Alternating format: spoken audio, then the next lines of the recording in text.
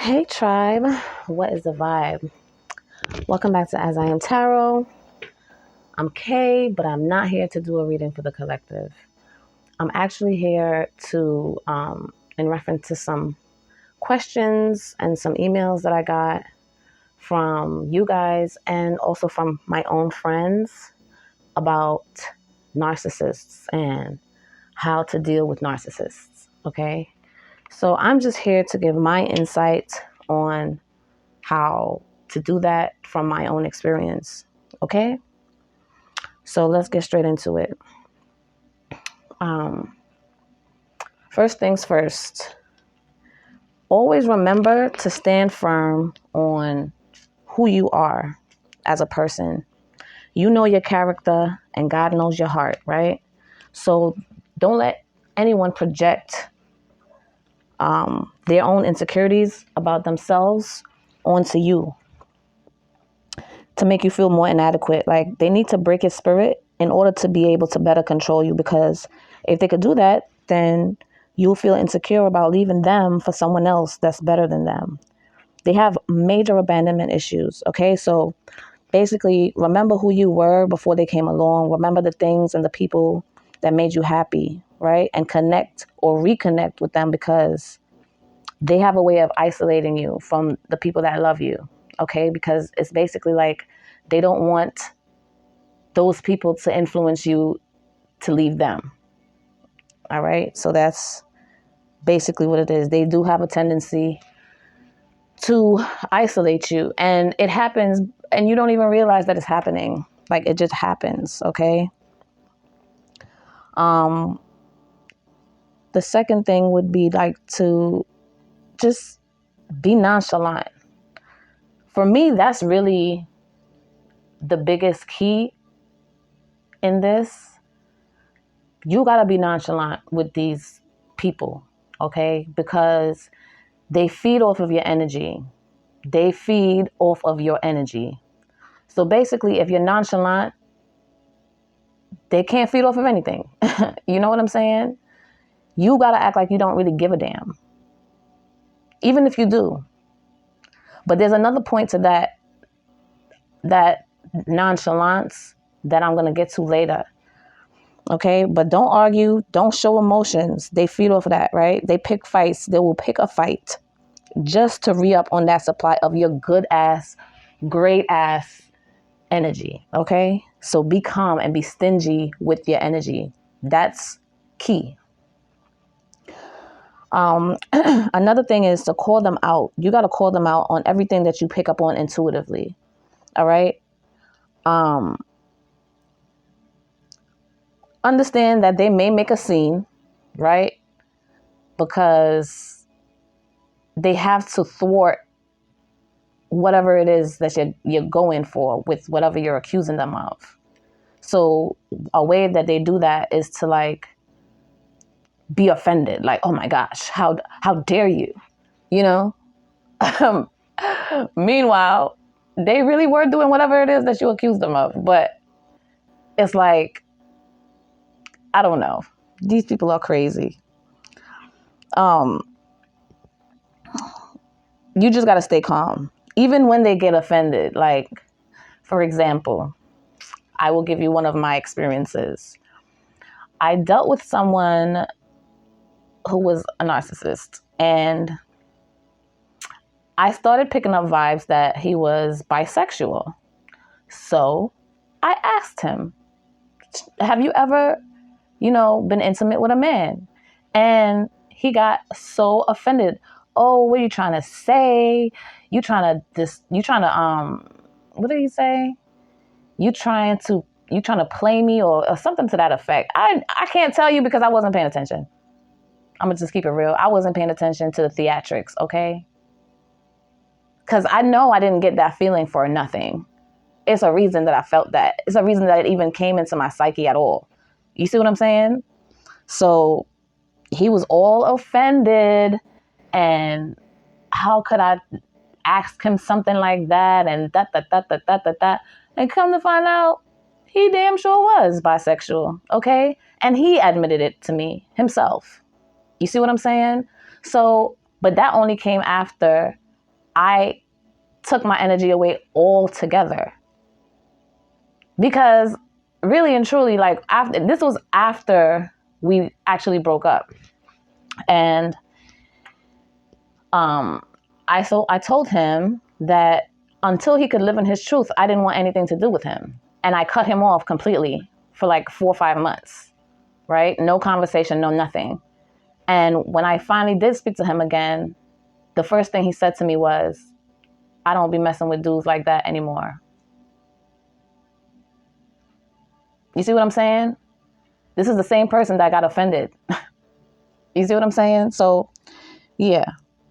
On the other end of that, like, if they don't get offended, they might smirk. Like, you might catch a little smirk, but they can't laugh too much because it'll give them away. But you'll catch a smirk. And if you catch that smirk, then you hit the nail on the head. Okay? And they don't really like that. So that's what you got to keep doing. You got to run them out of your life. That's basically what it boils down to. Okay? Another thing is, they will ghost you, right? In hopes of you yearning for them, right?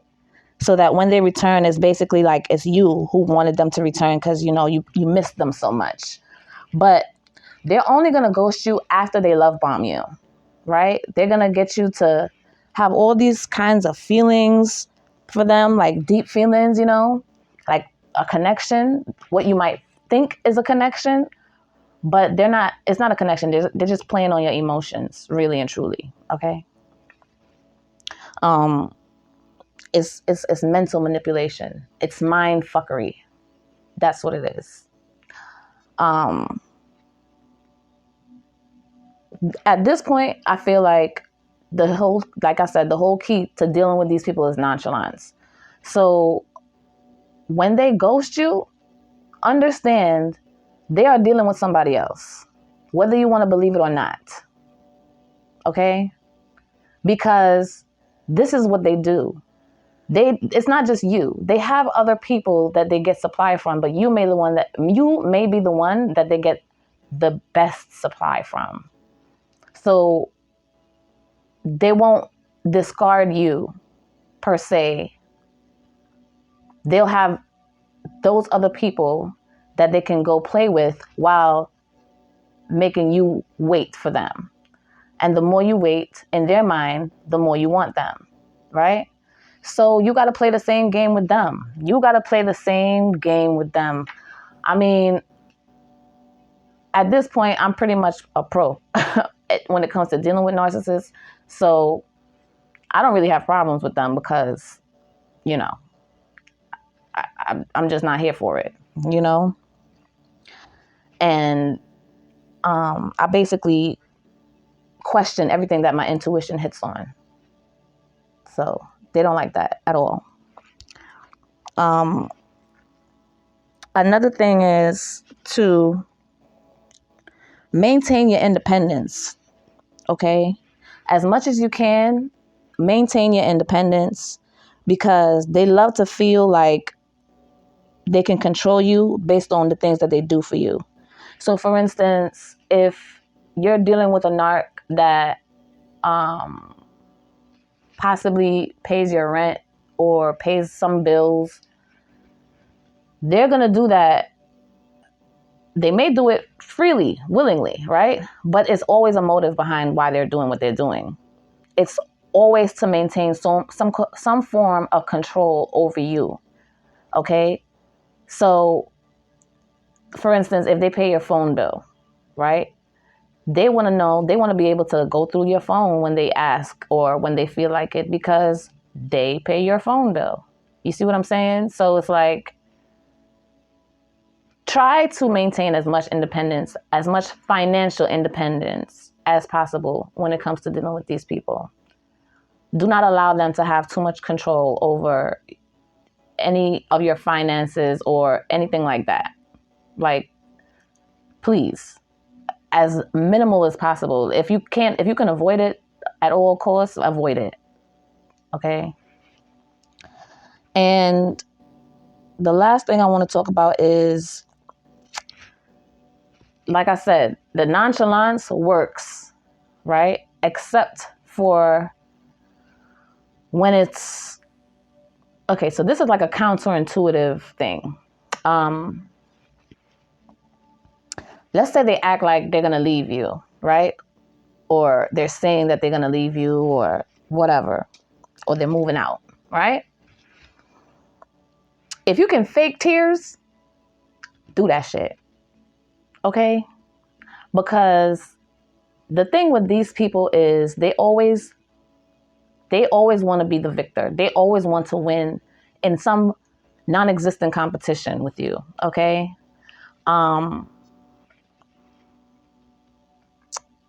They thrive on it. So basically, if you act like you don't want them to leave, they will.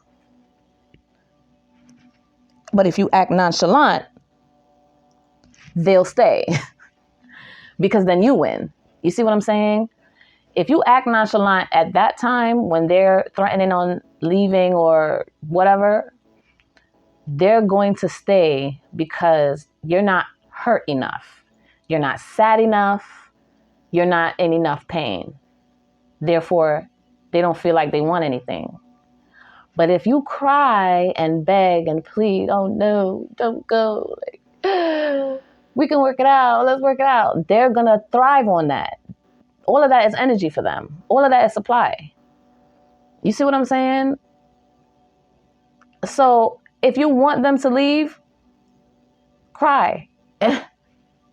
I know it sounds crazy, but it works. Well, at least it worked for me. You see what I'm saying? So yeah, like that is basically for me what works when it comes to dealing with narcissists. Nonchalance. You know, and it's not something that's easy to do at first, because I know, you know, you're going to be in your feelings, especially if you feel like this person is somebody that you really care about. You know what I'm saying? But narcissists don't care about anybody but themselves. Okay? Everything is an act. Any act of kindness is just that. It's an act. Okay? So that's basically my 2 cents when it comes to dealing with these people. And in a sense, when you deal with them like that, they tend to be intrigued by you. They tend to have some semblance of respect for you, because it's like they can't get over on you the way they could get over on other people. And that in itself is intriguing to them, because it's like you're like a unicorn. Okay? But that's basically it, guys. That's all I have to say about that. And I'll be back with a reading for the collective as usual. But I just wanted to put this out there, and I hope it helps. I hope you guys get some kind of insight from this, and hopefully you could apply it to the narcissist in your life. And send me an email and let me know how it goes. Okay, but remember, stay firm and stand firm on who you are. Don't let nobody put you down and try to make you feel less than or inferior, okay? Because you are the shit. And if that wasn't the case, they wouldn't want you. They wouldn't want to be with you. That's what drew them to you in the first place. So own that and stand on it and have that be your power, because once they break that armor, they will try to break you down. Okay? And that's you know, that's when it all starts to crumble. So stay firm. All right, guys. I will see you guys in the next video. Love you. Later.